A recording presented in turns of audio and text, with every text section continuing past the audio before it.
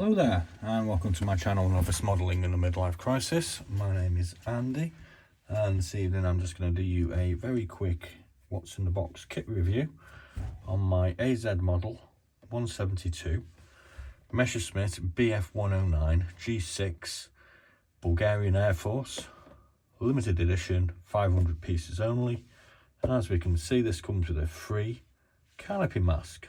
That's something that I've never actually used before, so can't wait to get my hands on that.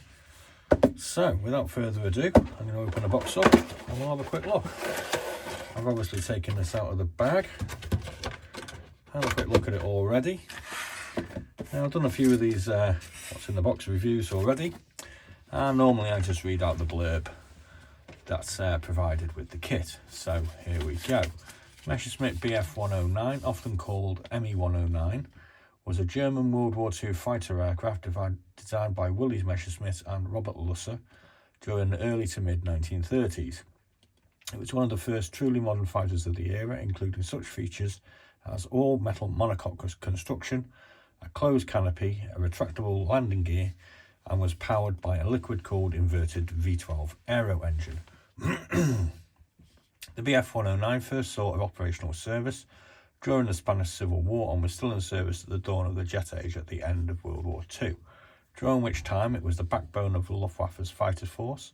From the end of 1941, the BF109 was supplemented by the FW190.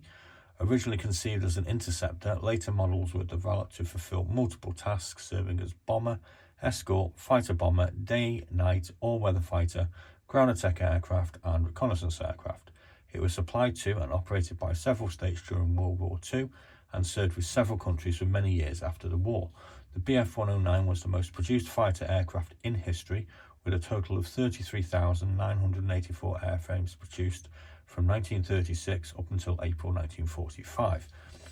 The BF109 was flown by three top-scoring German fighter racers of World War II, who claimed 928 victories among them, while flying with Jadeswerder 52, mainly on the Eastern Front, as well as by Hans-Joachim Marseille, the highest-scoring German ace in the North African campaign.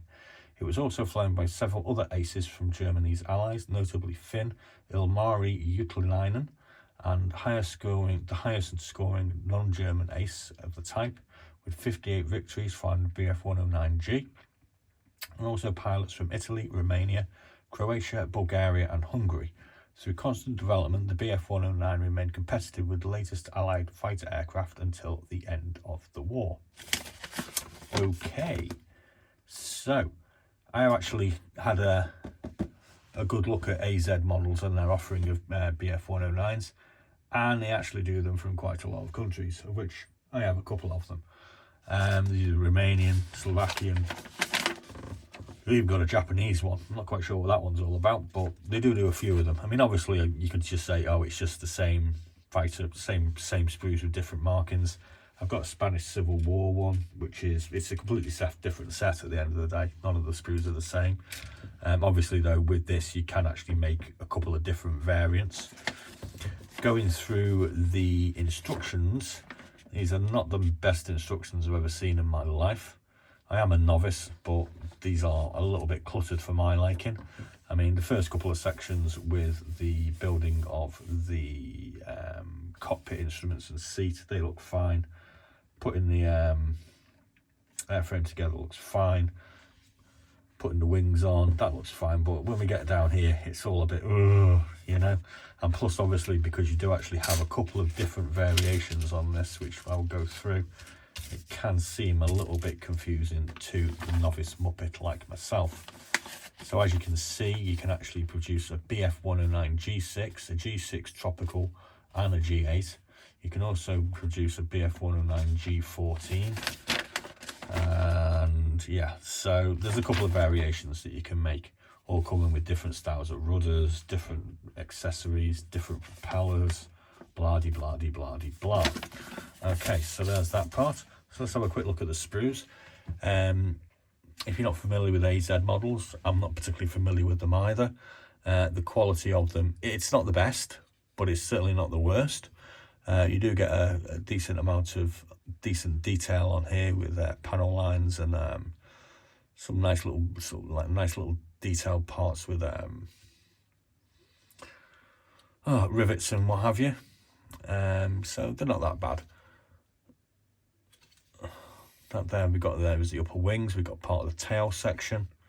Here we have the interior of the cockpit. There is some detail on here.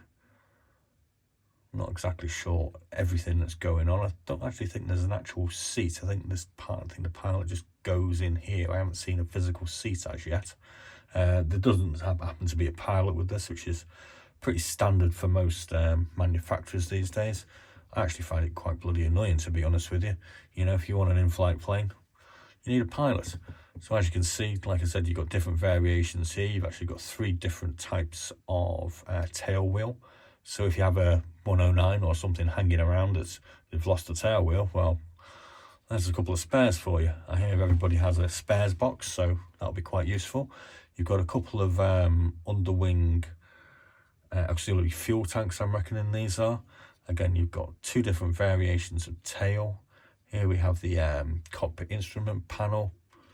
So you get a fair few bits here, and you know, if you need a spare part, well, it's a pretty good kit to have, I suppose. Moving on to the next view, we've got the actual airframe here. Again, it's got some half decent detail on it. It's not the most detailed one I've ever seen. I'm not quite sure whether it quite matches up very well to my Airfix one, but you don't get an Airfix with Bulgarian markings at the end of the day. So there you have it. You've got 2 different types of wheels here. We've got 2 different types of engine cover. They both look the same to me, so I'm not quite sure what that's all about. You've got 2 different propellers. I have checked one of these. I believe one of these is for the tropical variation. So you do get a good level of extra bits. Oh yeah, you can see you've got a fair bit of nice detailing on the cockpit, on the interior of the cockpit here. You can see tread on the tyres. Yeah, it's a nice kit. I mean, you can pick these up.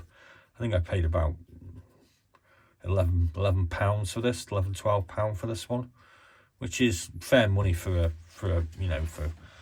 any small kit, I suppose. It's just more interesting because you get, you know, this different markings, and you get the decals for the Bulgarian Air Force, which I'll show you in a second. So yeah, like I say, they do a whole variety of them, you know, so go and have a look. I believe Jadlam's got quite a lot. I got this from Puzzlecraft. Moving on to the markings.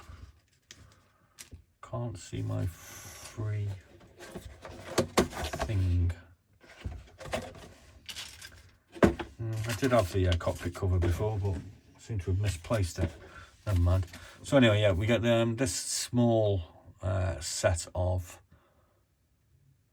decals, which look like an absolute nightmare.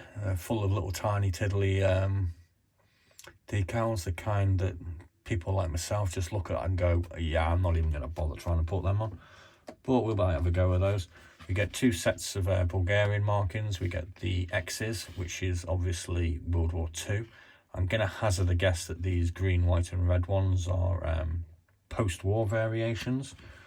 I'm just going to move on to have a quick look at the underside of the box, because on that we actually get our painting diagrams. So here you can see 2 definite World War II era Bulgarian Air Force. This one's summer 1944, this one's summer 1944, with the top surface camo pattern and this sort of speckled effect one. And then here we can see this one just says 1945 Bulgaria. So I'm guessing that this is the post-war, before they got inundated with Russian fighters. So I mean, it's got quite a cool camouflage pattern on here, which just seems to be a slight variation of this with the rest painted. Interestingly, there's no roundels on the top of the wings. They're just on the bottom of the wings and the side. You don't actually get a decal for this Bulgarian flag on the tail fin, which is a bit of a shame, but I suppose something like that can be quite easily painted. I'm not quite sure when I come to build this which one I'm going to do. I mean, I'm kind of drawn to this one for some reason, as it just seems a little bit more interesting, but that's interesting as well. So I don't know, maybe I'll just slap these on another BF109. I'm sure I can find one from somewhere else. So anyway, there we go. That's our little what's in the box review. As you may be aware, I'm actually having a Japanese week at the moment, where I'm building lots of Japanese aircraft. Today I have been building my Shinden Kyushu J700W1, and yeah, I haven't really got very far with it, but that's where we are at the moment. I'm going to build another one tomorrow, so join me for that if you do like. And I'm just going to have a quick Toki Suntory whiskey. So cheers, thanks for joining me. I hope you enjoyed my little video. Questions and suggestions are always welcome. And please like and subscribe and join me for my model building ride. Be seeing you.